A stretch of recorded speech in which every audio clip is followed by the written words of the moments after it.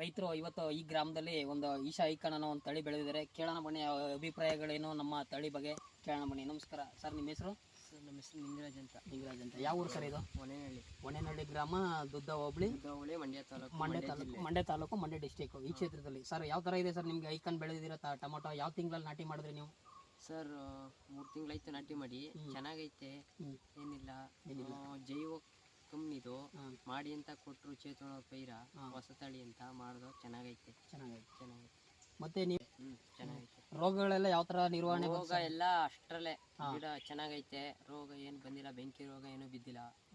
ರೋಗಕ್ಕೆಲ್ಲ ತಡೀತದೆ ಗಿಡ, ಚೆನ್ನಾಗಿ ತಡೀತದೆ. ಮೇಲ್ಗಡೆ ತನಕ ನೋಡ್ಬೋದು, ನಿಮ್ಗೊಂದು ಚೂರು ಸಹ ಬೆಂಕಿ ರೋಗ ಬಿದ್ದಿಲ್ಲ, ತರಗ ರೋಗ ಬಿದ್ದಿಲ್ಲ, ಒಂದು ಚುಕ್ಕಿ ಇಲ್ಲ. ರೈತ ಬಂಧುಗಳೇ, ಮಳೆಗಾಲಕ್ಕೆ ಮತ್ತೆ ಚಳಿಗಾಲಕ್ಕೆ ಸೂಕ್ತವಾದ ತಳಿ ಈಶಾ ಐಕಾನ್ ಅಂತ ಹೇಳ್ಬೋದು. ಬನ್ನಿ, ನಮ್ಮ ಡೀಲರ್ ಆದಂಥ ಬನಶಂಕರಿ ಆಗ್ರೋ ಏಜೆನ್ಸೀಸ್ ಮುದಂಗೂರು ಅವರು ಸಹ ಈ ಕಾರ್ಯಕ್ರಮದಲ್ಲಿ ಬಂದಿದ್ದಾರೆ.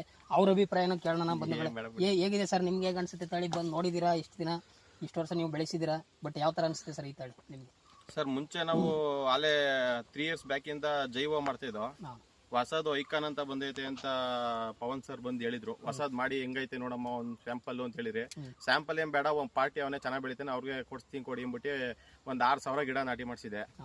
6,000 ಗಿಡ ನಾಟಿ ಮಾಡಿಸಿದೆ. ಗಿಡ ಮರ ಸಗದ ಬಂದೈತೆ. ಗಿಡಕ್ಕೆ ಒಂದೇ ಒಂದು ಬೆಂಕಿ ರೋಗ ಏನು, ಲೈಟ್ ಬ್ರೈಟ್ ಏನು, ಒಂದೇ ಒಂದು ಎಲೆಗೆ ಏನು ಹೊಡೆದಿಲ್ಲ. ಗಿಡ ಏನು ಸಗದ ಬಂದೈತೆ. ಕಾಯಿ ಶೈನಿಂಗು, ಗಟ್ಟಿ, ಕಲರು ಎಲ್ಲ ಚೆನ್ನಾಗೈತೆ. ಮಾರ್ಕೆಟ್ಗೆ